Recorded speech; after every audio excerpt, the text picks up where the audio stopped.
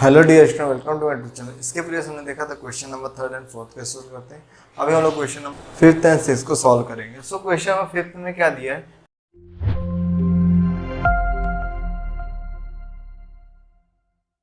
ax plus B Y equal to C के format में, but x और y की जगह पे यहाँ पे क्या m और n वेरिएबल है। तो सेम वैसा ही करना है, पहले हम d निकालेंगे। तो d इक्वल टू, अभी m x और y था तो यहाँ पे m n है, तो m जो है x का है और y क्या है n है। तो यहाँ 4 3 आएगा, तो 4 3 6 एंड 2। तो ये चीज़ हम यहाँ पे कैलकुलेट करने वाले हैं। ds की जगह यहाँ पे हम लोग क्या निकालेंगे, dm। तो dm इक्वल टू m के प्लेस पे क्या आएगा, m को हम लोग हाइड करेंगे, तो यहाँ पे n क्या y के प्लेस पे आएगा जो 6 और 6 एंड 2 है, और यहाँ पे कांस्टेंट टर्म आएंगे जो कि 54 है, 28 है। तो इसको हम लोग यहाँ कैलकुलेट करेंगे। dm के बाद निकालेंगे हम लोग dn। तो dn equal to on a determinant n को हाइड करेंगे, तो m क्या है 4 एंड 3, तो यहाँ पे 4 एंड 3 आएगा, एंड द कांस्टेंट के प्लेस पे क्या है 54 एंड 28। तो यहाँ पे क्या है 54 एंड 28। इसको चलो सॉल्व करते हैं।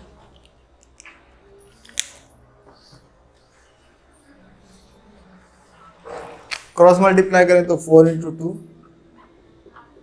माइनस 6 इंटू 3, या 3 इंटू 6 ऐसा भी लिख सकते हैं। तो 4 2 जा 8 हो जाएगा, एंड 18 6 3 जा 18। तो 18 में से 8 को सब्ट्रैक्ट करें तो क्या आएगा, माइनस ऑफ 10 आएगा। 54 इंटू 2 माइनस 28 इंटू 6। देखिए इसको करते हैं, तो देखिए 4 2 जा 8 एंड 5 2 जा 10, माइनस 28 इंटू 6 करते हैं, 28 इंटू 6।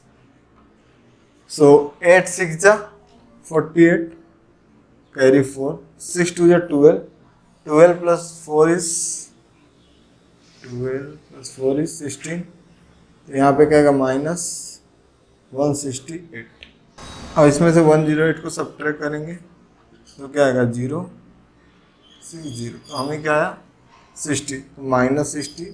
वाई, बिकॉज 168 क्या है, ग्रेटर नंबर है। इसको सॉल्व करते हैं, तो ये क्या है 4 इंटू 28 माइनस 3 इंटू 54। तो 28 4 जा 28 इंटू 4 करते हैं, तो 4 8 जा 32, कैरी 3, 4 2 जा 8, 8 प्लस 3 11। तो ये क्या है, हमें 112 आया। तो ये 112 माइनस 54 इंटू 3, 54 इंटू 3। तो देखिए 3 4 जा 12, कैरी 1, 15 प्लस 1 16। तो ये क्या 162। तो यहाँ पे क्या है 162। 162 में से 112 को सब्ट्रैक्ट करेंगे, तो यहीं पे 162, यहाँ 112 को मैं सब्ट्रैक्ट करता हूँ, तो 0 और ये 5। तो ये हमें क्या है 50। तो माइनस ऑफ 50 हो गया इसका। अब यहाँ पे हमारा लास्ट स्टेप आएगा, by Cramer rule. By Cramer's rule, Cramer rule apply करना है। तो यहाँ पे हमारे पास m वेरिएबल है, तो यहाँ पे x की हम लोग m लिखेंगे, m equal to dm upon D, and the y equal to, मतलब y की जगह n है,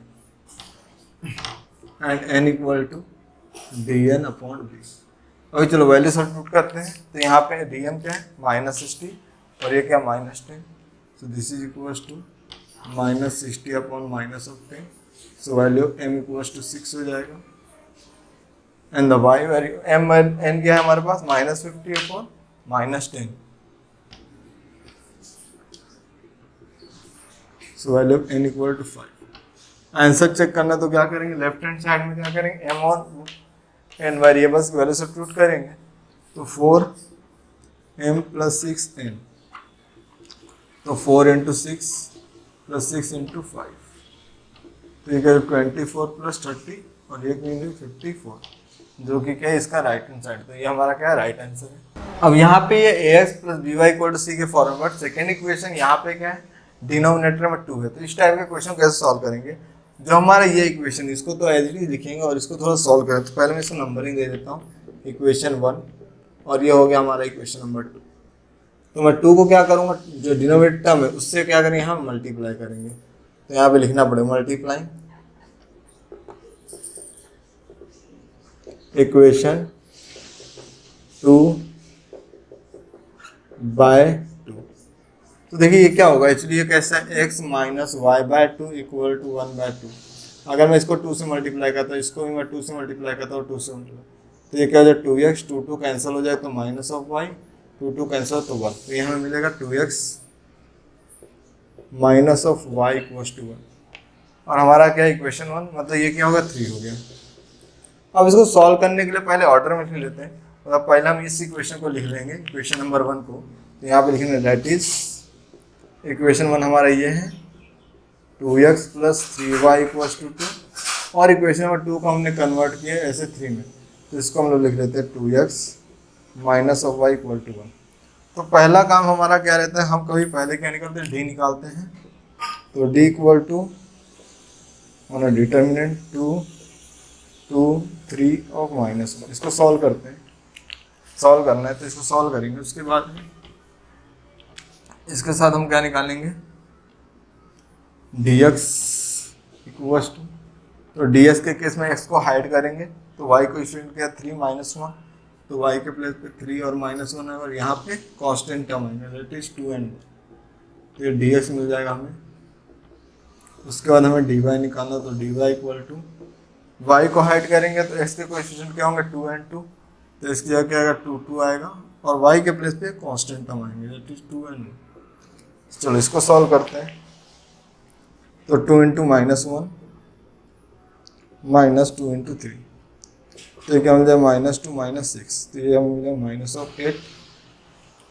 इसको सॉल्व करते हैं तो 2 इंटू -1 -1 इंटू 3, तो ये क्या मिल जाए -2 -3, तो ये हम मिलेगा -5 एंड दिस वन, तो 2 into 1 -2 into 2, so this is 2 minus 4 क्या होगा -2 by Cramer's rule। x हमारा क्या हो जाएगा dx upon D, and y क्या हो जाएगा dy अपॉन डी। सो यहाँ पे dx की वैल्यू क्या -5 है और d की वैल्यू क्या -8 है, सो दिस इज -5 ऑन -8, दोनों साइन कैंसिल आउट हो जाए तो x की वैल्यू हमें मिलेगी 5/8। y निकाला तो y equal to dy upon D, तो dy की वैल्यू क्या -2 है और ये क्या -8 है, तो यहाँ पे क्या -2 अपॉन -8, 2 1 जा 2 4 जा y कैंसिल, तो y की वैल्यू क्या आएगी 1/4। अभी चेक करना हमारा ये आंसर राइट है या रॉन्ग है, तो क्या करेंगे, जो फर्स्ट इक्वेशन उसकी left hand side put up करेंगे, तो देखते हैं हमें क्या आंसर आता है। 2x plus 3y, 2x plus 3y, so this is equal to 2 into 5/8 यहाँ पुट करो प्लस 3 इंटू 1/4 पुट करो, तो यहाँ देखो मल्टीप्लाई, तो ये क्रॉस में कैंसिल आउट होता है, देखिए कैसे 2 4 जा, तो ये 5/4 हो जाएगा, प्लस कुछ नहीं मतलब 1 है यहाँ पे, इंटू रहता है तो सामने सामने मल्टीप्लाई होता है, तो 3/4 बेस सेम है तो ऐड हो जाएगा, सो ये क्या हो जाए 8/4, 8/4 क्या तो 2, और इसका लेफ्ट हैंड साइड भी क्या है हमारे पास 2 है, राइट हैंड साइड क्या है 2 है, तो ये आंसर क्या राइट है। तो यहाँ पे हमने देखा कि क्रैमर उस रिलेटेड क्वेश्चन को कैसे सॉल्व करते हैं। मैथ्स में अगर आपको किसी और टॉपिक में डाउट है तो कमेंट मेंशन कर सकते हैं, उससे भी वीडियो बना दूंगा। So thanks for your Thanks for watching.